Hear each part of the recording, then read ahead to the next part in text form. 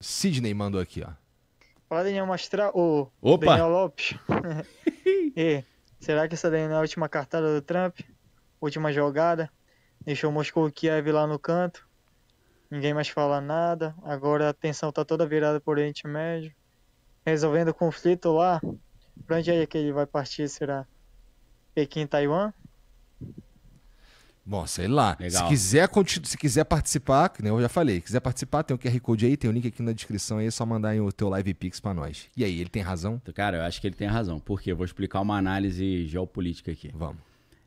Em 2003, o general Wesley Clark, general americano, ele revelou um plano que ele escutou dentro do Pentágono, onde ele trabalhava, no pós-11 de setembro. Os caras falaram, nós agora precisamos derrubar 5 países em 7 anos. Aí os países são Líbia, Síria, Líbano e o último, o Irã, que é o mais forte ali naquela região, né? O Irã é como se fosse uma potência ali do mundo islâmico e o patrocinador dos outros grupos, né? O Irã tem os proxies, né? O que é proxy? É procuração, né? Então a gente tem ali guerra por procuração. Em vez de eu ir pra guerra, eu dou uma procuração pro cara, pô, você pode fazer serviço pra mim? Significa, se você quer destruir Israel, por exemplo, você financia o Hezbollah e o Hamas, por exemplo. E os Houthis do Iêmen, né, que estão tendo um grande destaque agora, principalmente porque os navios ali mercantes passam no mar, eles estão destruindo todos os navios, está gerando uma preocupação enorme. Então, o Irã é essa potência regional que patrocina essa galera toda. É o último a ser derrotado, né? Então, depois que ele falou isso, ele até lançou um livro em 2013, ele se candidatou, mas não foi eleito. Aí ele começou muito a falar isso, olha, estão programadas essas guerras para derrubar esses governos. Logo depois daquilo, a gente começa a ver as primaveras árabes, as revoluções coloridas, a gente começa a ver vários movimentos em que começa uma revolta popular, aparentemente, mas na verdade é a CIA patrocinando essas revoltas populares para derrubar inimigos dos Estados Unidos em vários lugares diferentes. Então, quando a gente viu no Egito, tá tendo a Primavera Árabe. Primavera Árabe nada, tudo patrocinado pelos Estados Unidos para derrubar o cara que era inimigo dos Estados Unidos e botar um amigo. Na Ucrânia, essa briga aí já desde 2003, né? Porque os Estados Unidos tirou um cara e botou um amigo. Aí o Putin tirou o cara e botou um amigo da Rússia. Aí ficou essa dancinha das cadeiras. Até o movimento do Euromaidan, na Praça Maidan, lá que foi em 2013, que ali deu uma zebra geral e os Estados Unidos, através da Victoria Nuland, né, que era a agente americana que fazia essas derrubadas de governo, nos bastidores, a Rússia falou, meu irmão, vocês tomaram a Ucrânia da gente então, porque vocês tiraram o nosso amigo que foi eleito e botaram o amigo de vocês, então tudo bem, só vou ficar com a Crimeia para mim então. Entendeu? Para começar. Então, assim, existe um plano para mudar totalmente o mapa do Oriente Médio. Só que isso é a segunda parte de um plano de 3 etapas que o Pentágono bolou. A primeira parte era qual? A primeira parte é tirar a Rússia da jogada. Tá. A segunda parte é tirar o Oriente Médio da jogada. E a terceira parte é, sem a Rússia e sem o Oriente Médio, partir para cima da China. Entendeu? Que isso, cara? Então a gente está vendo agora a consolidação, ou o início da segunda parte. Qual que é a ideia? Olha a quantidade de dinheiro e de homens que a Rússia já perdeu na Ucrânia desde 2022. Para ela ajudar a galera do Oriente Médio, tá complicado hoje, porque o cara já tá sobrecarregado lá. Essa era a estratégia. Porque a Rússia é o bulldog ali daquela região, o cara é mais forte, 30 mil ogivas nucleares, né? Então, vamos deixar a Rússia super ocupada, porque aí a gente parte para cima do Oriente Médio, ela não vai poder ajudar, e depois que a gente resolver o Oriente Médio, a gente parte para cima da China e não vai ter nem a Rússia nem o Oriente Médio para ajudar, que aí vai ser uma briga mais fácil. Então, pelo que ele está falando aí, eu creio que faz sentido esse raciocínio, que a gente está nessa etapa aí. São várias partes desse plano. Vou aproveitar para falar algo que é muito pouco falado. Eu sei que você recebe muita gente de geopolítica e tal, muitos analistas, mas eu vejo poucas pessoas falando sobre o projeto que foi criado no dia 10 de setembro de 2023. Tá. 10 de setembro de 2023. Outro dia. Foi anunciado ao mundo um plano que tem tudo a ver com isso, chamado IMEC. É IMEEC. Significa o quê? India, Middle East, Europe Economic Corridor. Corredor econômico Índia, Oriente Médio e Europa. O que é isso? Um plano bolado por esse grupo para fazer frente às novas rotas da seda, né, Belt and Road da China, que a China está usando para dominar o mundo, oferecendo empréstimo e muitas vezes pegando como pagamento os recursos naturais, como fizeram com o Equador e com vários países sul-americanos. Ou até posições militares também. Também, né? É parceria, né? Deixa eu botar uma base aí, eu patrocino a construção de estradas e tal, aeroportos e portos, né? Então, qual que é a ideia? Tirar de cena a Rússia como fornecedor, já, na verdade, foi um pouco depois do início da guerra da Ucrânia, né? Dia 10 de setembro. A ideia era tirar o controle do fornecimento de gás natural da mão da Rússia, fornecimento de gás natural para a Europa, que já era, sei lá, 40%, 50%, e se os gasodutos Nord Stream 2 fossem concluídos, ia para 80%, 60%, 80%. O Trump sempre falava contra, ele esculhambava lá que era o diretor-geral da OTAN, que era o Jens Stoltenberg, ele falava, cara, não tem como autorizar esse projeto, vocês vão ficar na mão da Rússia. Se vocês autorizarem esse projeto, eu vou sancionar as empresas alemãs que estão recebendo esse gasoduto. Ele sancionou. Aí as empresas falavam, tô fora, meu irmão, não vou ficar sancionado pelos Estados Unidos, não. Aí o projeto ficou parado, depois, misteriosamente, explodiram os gasodutos, né? Uma história não resolvida até hoje. A gente sabe que teve uma participação dos Estados Unidos, da Inglaterra e da Noruega, porque eu passava pela Noruega ali. Então, mas os caras fingem que não aconteceu nada, não fala sabia, disso. Acho que foi um defeito, né? Eu não sei o que aconteceu, né? Deve ter... Acho que alguém acendeu um cigarro, caiu lá no fundo do mar, né? Não sei quantos... Bem possível. Dezenas de metros, né? Deve ter sido algo dessa natureza. Então, o iMac, ele é uma concorrência com a Rota da Seda e ele parte do princípio que a Rússia vai deixar de ser o grande fornecedor de gás natural. E quem seria o substituto da Rússia? Israel. Tá? E aí você fala, mas Israel tem essa quantidade de gás natural? Eu ia te perguntar, se fosse chutar, eu ia chutar, sei lá, o Catar. O Catar tem gás natural pra cacete. Eu acho que o Irã, por exemplo, o Irã é o segundo maior reserva de gás natural do mundo. Qual é a ideia? Israel em si não tem grandes reservas de gás natural, mas na faixa de Gaza tem. Em 2000, a empresa, acho que foi a Exxon, descobriu no litoral de Gaza das maiores reservas de gás natural do planeta, chamada Gaza Marine, ou Marina de Gaza. E eles começaram a arrumar uma maneira de tentar explorar esse gás. Começaram a explorar nos anos 2000, só que o Hamas ficava jogando míssil nas plataformas, ficava sempre dando tiro, jogando bomba. E aí as empresas americanas falaram, vou parar, cara, não tem mais como.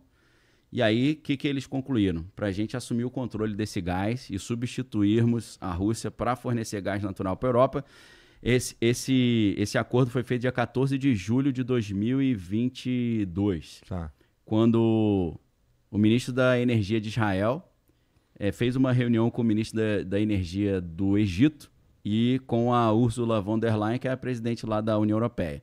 Qual era o combinado? Israel iria pacificar a faixa de Gaza, para tirar esse problema. Pacificar daquele jeito. Daquele jeito, né? Passar o cerol.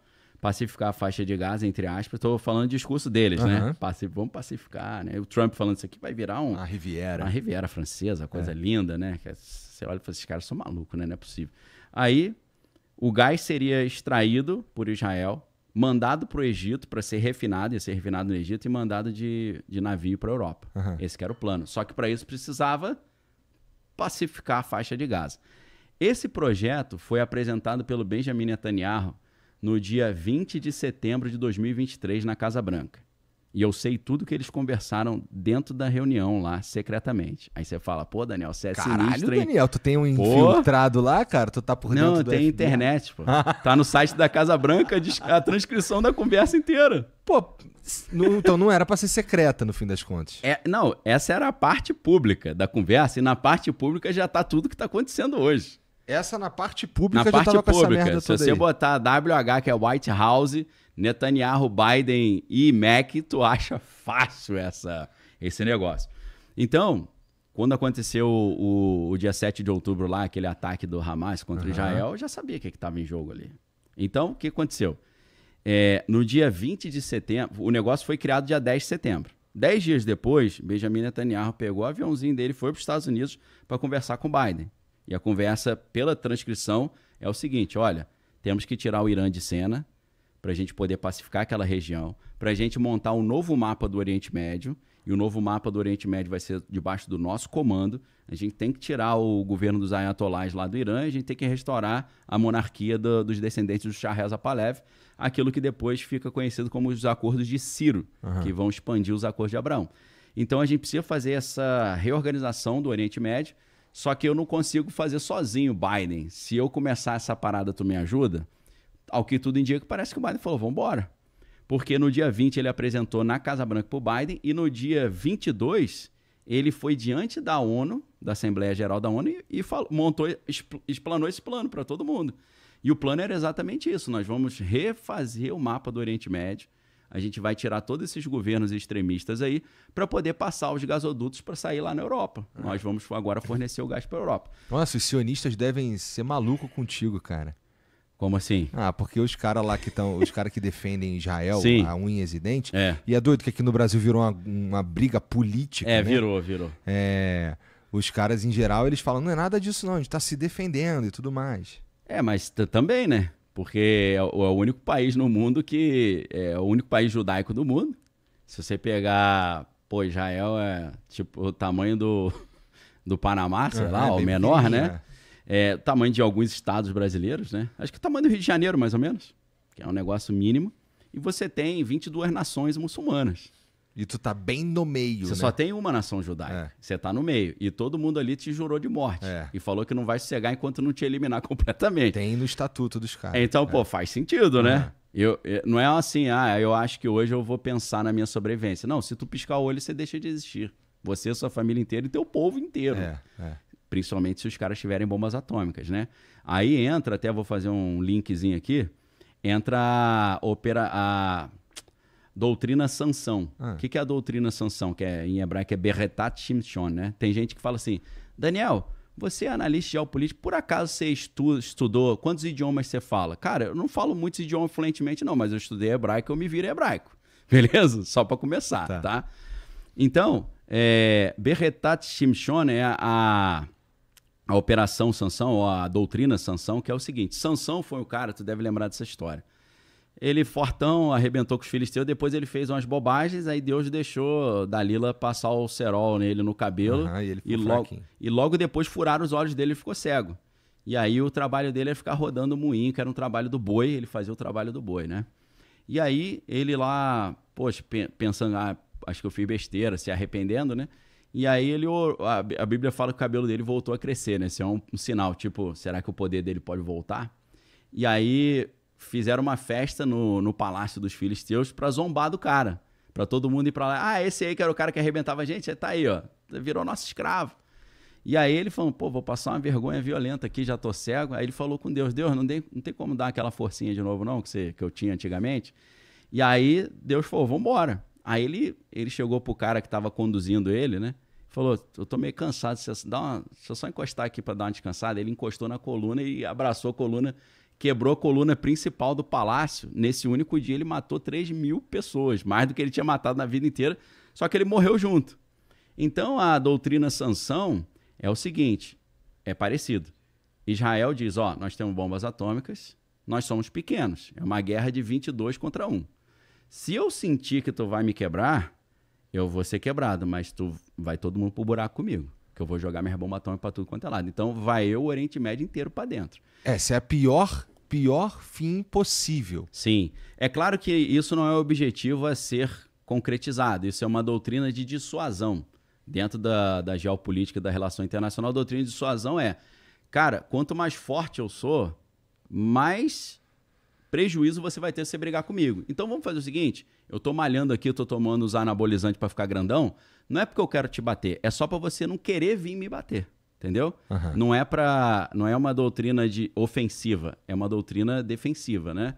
É mostrar-se forte para desencorajar o oponente, né? Os Estados Unidos sempre fizeram isso, Sim. né? Eu sou fortão, não briga comigo não, que é melhor. É toda a ideia em volta de ter armas atômicas. Já Isso. que a gente tem um combinado aqui que ninguém vai usar arma atômica e idealmente ninguém vai ter novas armas atômicas, não mexe com quem tem. Exato. Ou com os aliados de quem tem. É isso aí. Então, quando houve aqueles ataques do dia 7 de outubro, que foi uma das coisas mais lamentáveis que eu já vi na minha vida, eu falei, cara, tá na cara o que Israel vai fazer? Israel vai limpar a faixa de Gaza, vai pacificar. O cara tinha falado já no dia 20 de setembro.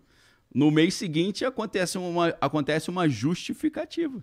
Então eu falei, eles vão aproveitar isso para pacificar a faixa de Gaza, dominar aquela região. Depois que eles dominarem completamente a região, eles vão partir para cima da Síria, do Líbano e do Iêmen. Quando eles sentir que dá para brigar com o Irã, eles vão partir para cima do Irã. Só que aí deu uma adiantada, né? Começaram a ir para cima do Irã logo de cara. Deu uma adiantada, mas eles já estavam numa briga ferrenha com o Hezbollah e com os Houthis, e eles já tinham dado um prejuízo terrível neles, tanto que eles explodiram embaixadas iranianas lá na Síria, estavam bombardeando o Líbano direto, mataram a liderança do Líbano toda, do Hezbollah. Então o Líbano já estava meio assim, cara, cansei de brigar, meu irmão. Então ele já sentiu que os caras cansaram e falou, agora eu vou para a terceira etapa, que é para cima. Terceira etapa desse... A terceira etapa da segunda etapa. A terceira etapa da segunda etapa. E aí, meu irmão, o que está no script é isso. Destruir completamente a enriquecimento de urânio, derrubar o governo dos ayatolás, que está desde 1978 no poder, e, além disso, assim poder explorar não só o petróleo, mas o gás natural também. Aí, você que tá assistindo esse vídeo aqui no Talk Flow, dá pra você virar membro, cara, do Flow agora. É um botãozinho do lado do botão de se inscrever. A gente faz um programa semanal só pros membros. Olha! Então fique esperto aí. Se quiser virar membro, tá bem aqui do lado, é mó merreca, custa menos de R$8, irmão.